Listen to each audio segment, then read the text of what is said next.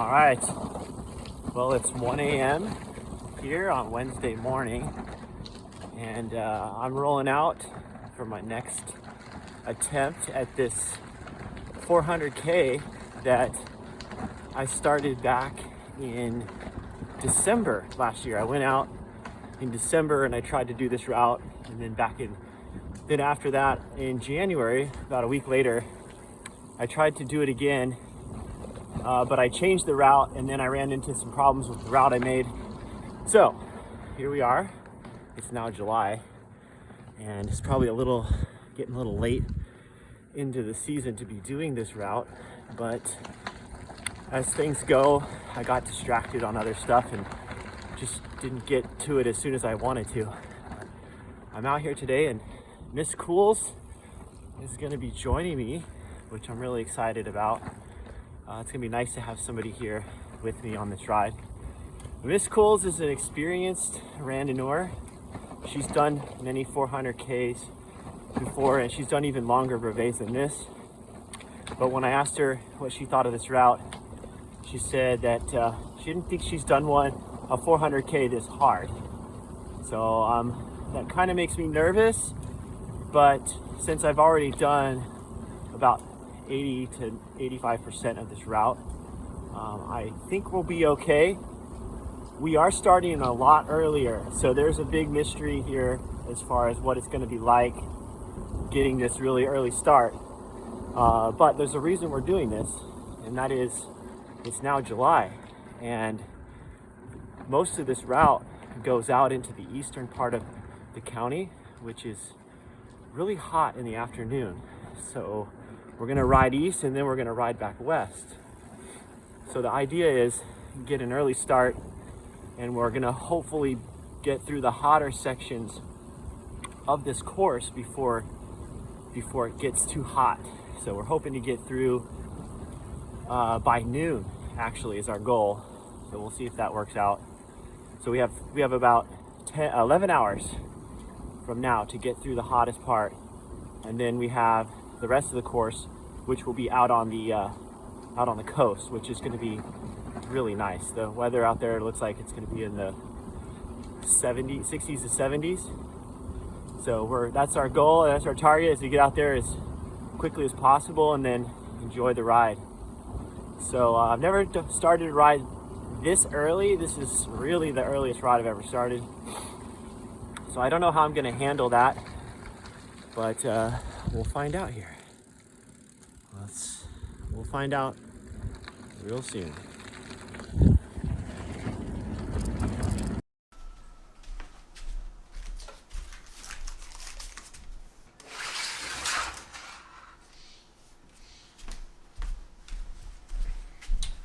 Now, this is a tray of homemade granola bars that I made, and I did try 2 of them to make sure they tasted good. I think I cooked them a little longer than I should have, but that's okay. We're going to be bringing all those, that whole tray will be put into a plastic bag, and I'll be carrying those with me. And then I also have some fresh fruit to bring. And I'm going to be filling up my water bottles with fruit juice. And we'll probably have to make a few stops along the way to refill with water and buy some additional food. But that's what I'm going to start out with. And I'm hoping that this will get me all the way to the midpoint, where we have a stop at 130 miles, and I should be able to find more food there. But this will get me quite a ways. This is quite a bit of food right here.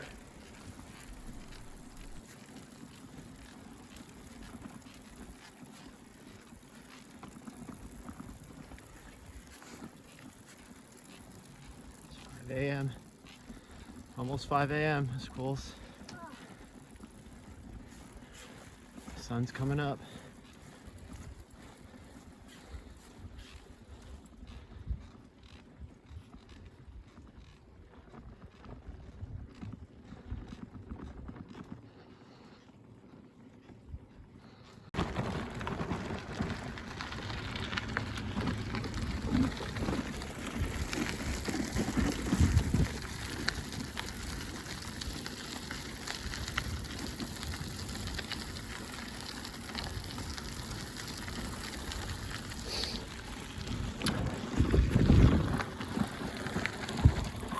Well, we made it to Middletown. We were what? I was hoping to get there by 5:30. Did I say 5:30? Yeah, you said 5:30. Oh man, we got there at 6:11. So we are 41 minutes behind schedule. And like I said, we're trying to get through here before the sun heats this up and we end up out here in the 100-degree weather. But it's a beautiful start of the morning, I can say that for sure.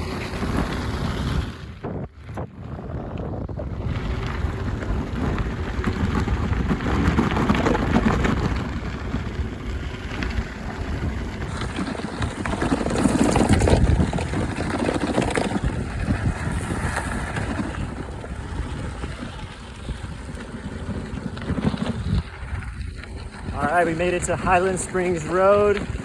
This is the same road I rode on the first time I tried this route. And this gravel back then in the winter was a lot smoother. And it had just the perfect amount of moisture. It felt like I was riding on asphalt. But now that it's summer, there's a little bit of washboard. But it's not too bad so far. But we will see when we get up here. We have a dirt climb and a dirt descent coming up, if I remember correctly. It wasn't a long climb, but it was a long descent. How are you doing back there, Miss Cools? Pretty good. A little more awake than I was 2 hours ago.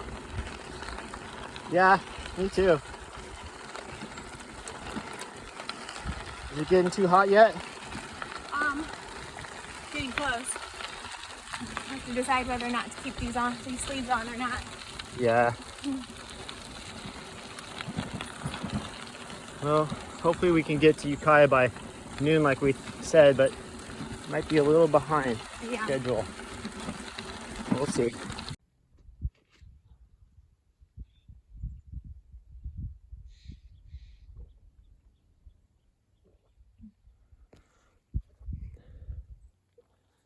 Here's our final descent off of Highland Springs. It's getting hot. Hope we can get to Ukiah before noon, but let's see what time it is. It is currently 10:23 a.m. So if we can get to Ukiah by noon, we have about, I'd say 25 more miles, but a lot of it's downhill here and then 18 miles flat. So hour and a half, can we do it? Get there by noon? I think so. Okay, let's do it. Like half a floor across. Yeah. Well, it is now 12 o'clock and we are just about 2 miles from Ukiah. So I guess we made up for our lost time earlier, and we were hoping to get here by 12, which was 11 hours total. We left a few minutes late, but it's getting hot. I don't know. How are you feeling over there, Miss Quills? I feel okay. As long as you don't look at my eyes, you'll think that I'm doing okay. Yeah. My eyes give it all away. All right, well, we got one big climb and then we drop down, and then hopefully from there we can get take a little break from the heat for a little bit, and then we have a lot of climbing after that. Yeah. A lot. A lot.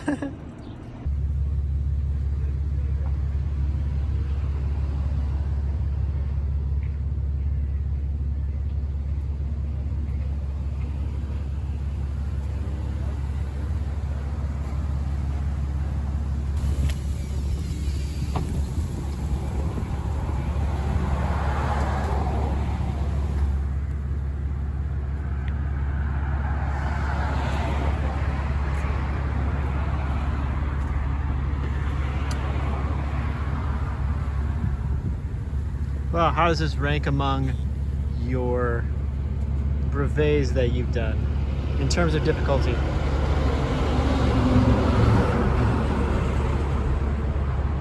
It's hard. I thought we were gonna I didn't think we were gonna make it over that climb we just did. It turned out to be just as bad as we thought it was gonna be with the heat. Yeah. And being exposed. Mm-hmm. But yeah, it's hard. Well, it's 2 o'clock and we are at mile 153, right? 153. I was afraid to look. Yeah, we're at mile 153. We still got about 100 to go. Just the thought of saying that. I don't know, man. I don't know how we're gonna do this. Woo. But we're here at this cool little food store, getting some beverages to fill up on.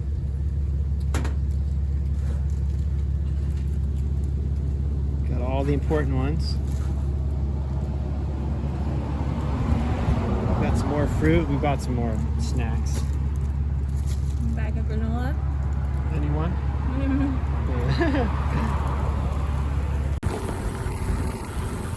Wow, this is going to be the hardest 400K I've ever done. Is it? For sure? Yeah. With all the climbing and then the heat on top of it. Yeah, well, it was definitely about 100 on that climb. Yeah. So we got zapped by the heat. But now we're in this lovely redwood forest. Yee-hee!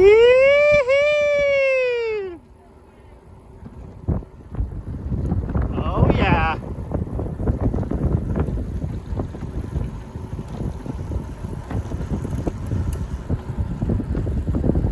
These redwoods give you a second wind, don't they?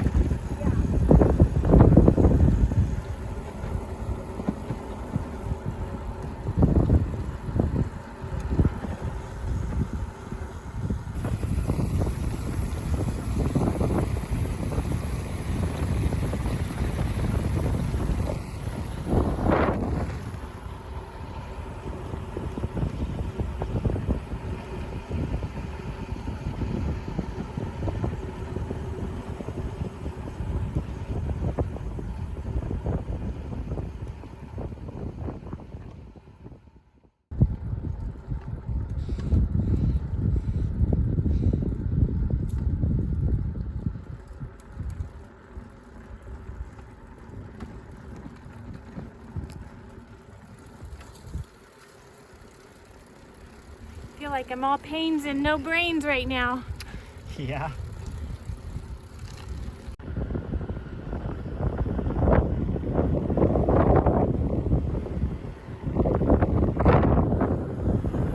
Okay, so we made it to Point Arena, and we're gonna see if the store is still open. We are completely out of beverages. We have lots of food still, but totally out of water. So we're gonna see if the store is open here at Point Arena.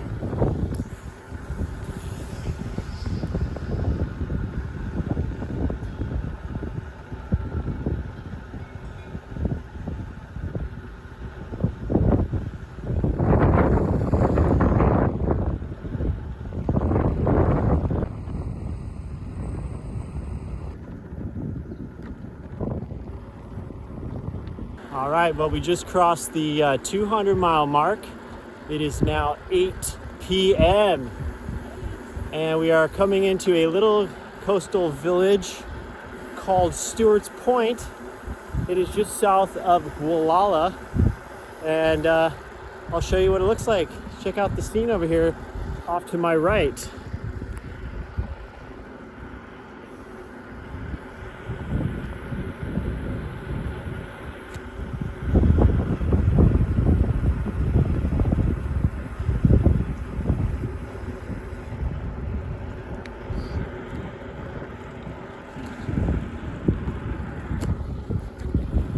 The sun is supposed to set tonight at 8:45, so we have another 45 minutes of riding down the coast before the sun sets, and then probably another 15-20 minutes before it actually gets dark. So that's another hour. We have a little over 40 miles to do the complete 400K, so the last few miles will be in the dark, but yeah, so far so good. We'll check in at the very end. How's that sound, Miss Coles? Okay. Do a final?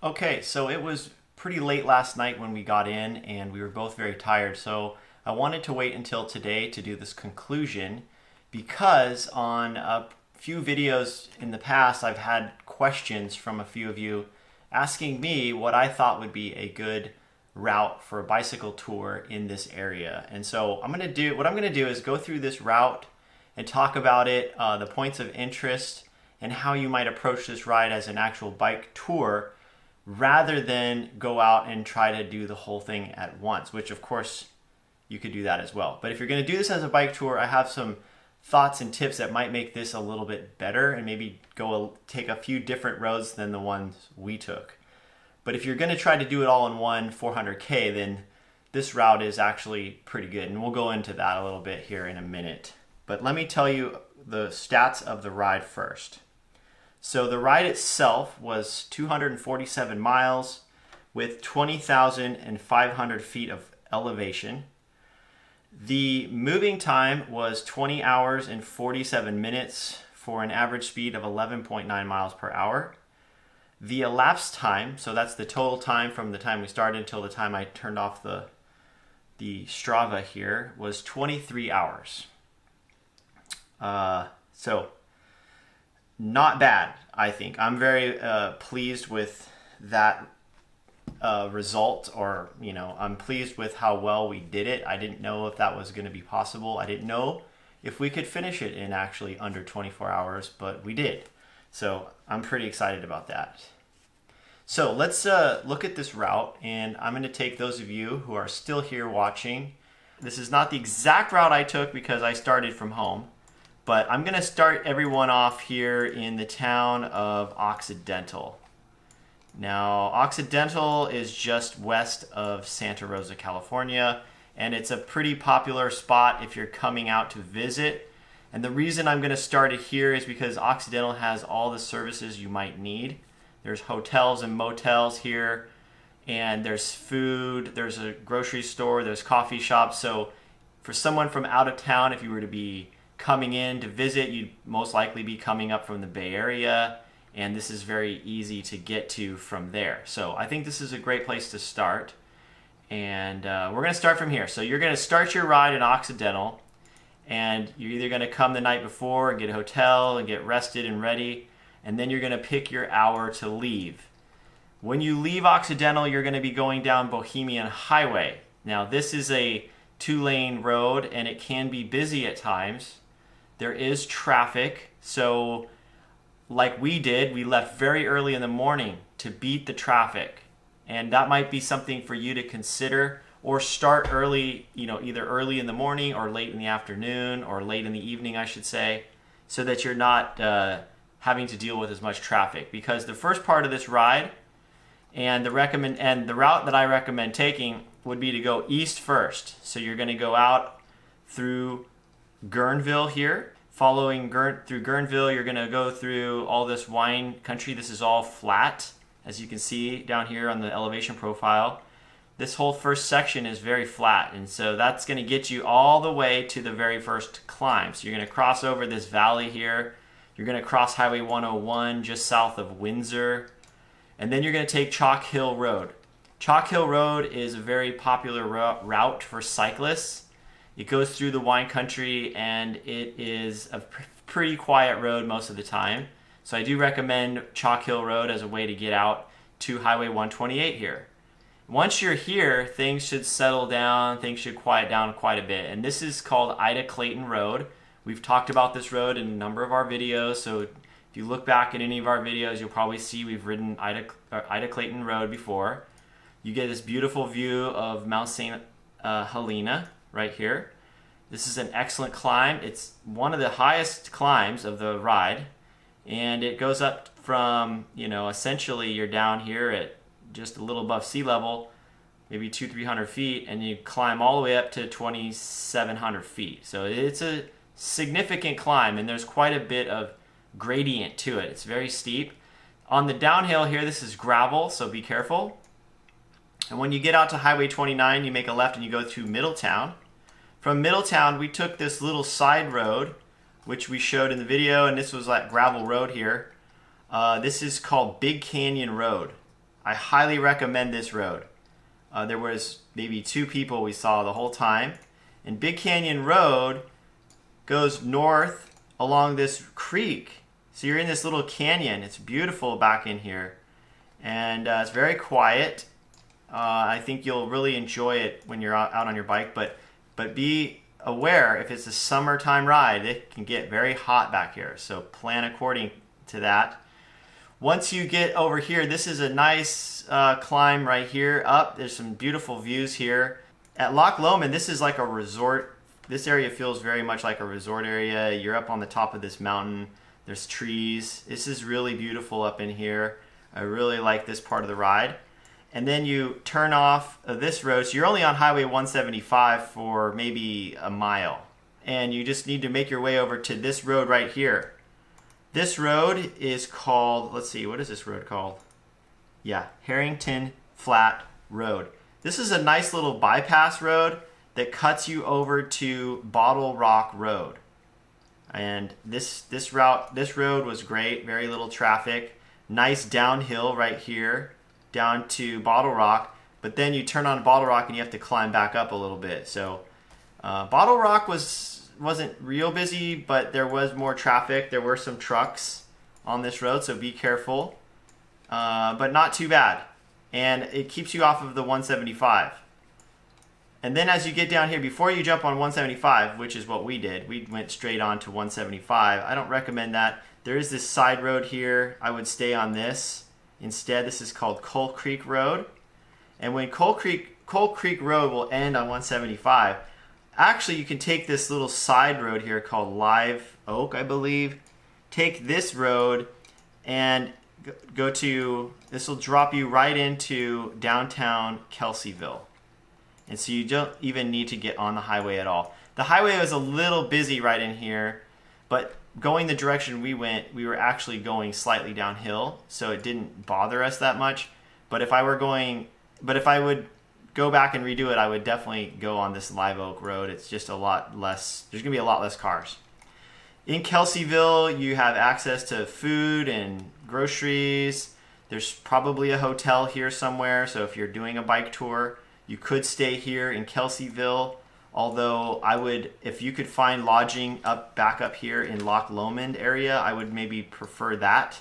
Like this, there is this lodge right here. There's lots of resorts, so I would prefer to stay somewhere up in here. This is up higher, it's in the trees, this is really nice.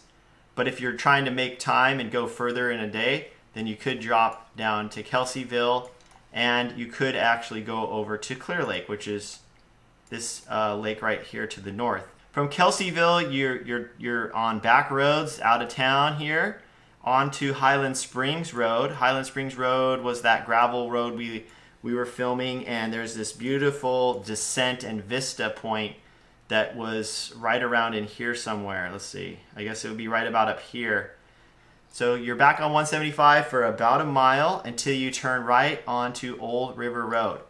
There was very little traffic on this road, and this will take you all the way to the city of Ukiah. Ukiah is the largest city north of Santa Rosa in northern California. This is a city. So there's going to be hotels, motels, restaurants, grocery stores, coffee shops. You can see there's a Costco.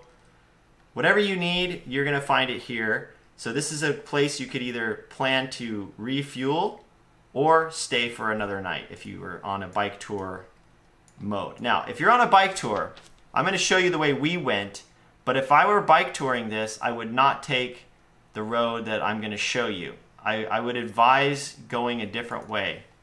So we took, and that's because we were trying to make this exactly 400K, we took this road here, which is the 253.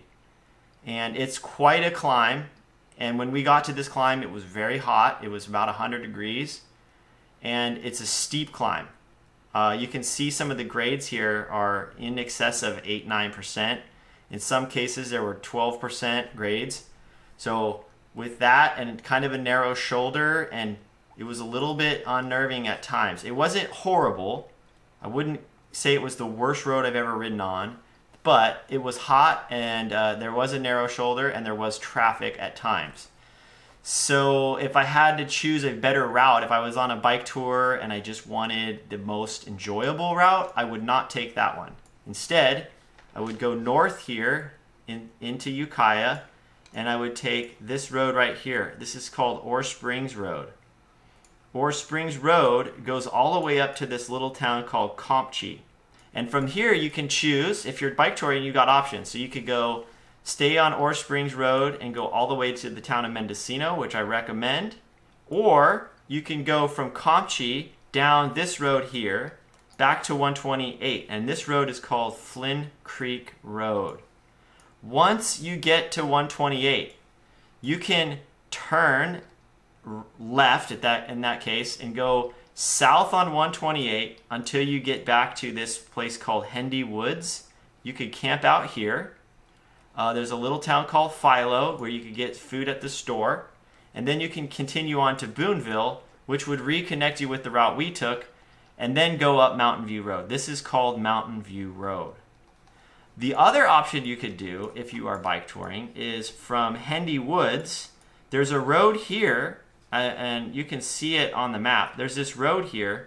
You can take this road all the way out to the coast in this town of Elk. We took Mountain View Road, and this is quite a difficult road. I mean, you can just look at the elevation profile and see how much climbing there is. From the start at Boonville to the coast, there's over 4,000 feet of climbing. From here to there, 4,000 feet. It's like almost 4,500 feet. It's quite a lot of climbing. It's nice climbing. It's steep. It goes on and on and on, and you don't know when it's going to end, but it is in the trees. It's in the nice redwood forest there, so it's not totally exposed like other parts of this route. So this is a good place to be in the afternoon if you can get there. And it's good to ride towards the coast because it's going to start cooling down as you get out here. Out here on Highway 1, you're in Point Arena. This is like the biggest town on the coast, and we stopped here at the store. You could go to Gualala. There's also a store here. But from there south, there's not a whole lot. But I will talk about what else there is. Once you get out here, there is this alternative road you see here. And I took this the first time I tried this route. And it was okay. You know, it gets you off the highway for a little bit. But it's a really steep climb. And there's a lot of rollers up here. And it only cuts off a little bit of the highway. And actually, having ridden the highway this time, I actually really liked the section of highway from Point Arena down to Gualala. I actually enjoyed that section quite a bit. Now, we were there in the afternoon, in the middle of the week. It was like 8 o'clock at night, so there wasn't a lot of traffic. So if you're going on a weekend, really consider the time you're out here, what time you're riding this, because sometimes Highway 1 can be very, very quiet, and other times it can be really busy. And people do sometimes drive really fast on this road. So just keep your, plan ahead. If you're out there and you're feeling like there's a lot of traffic, maybe it's better to just hold off until the morning or something like that.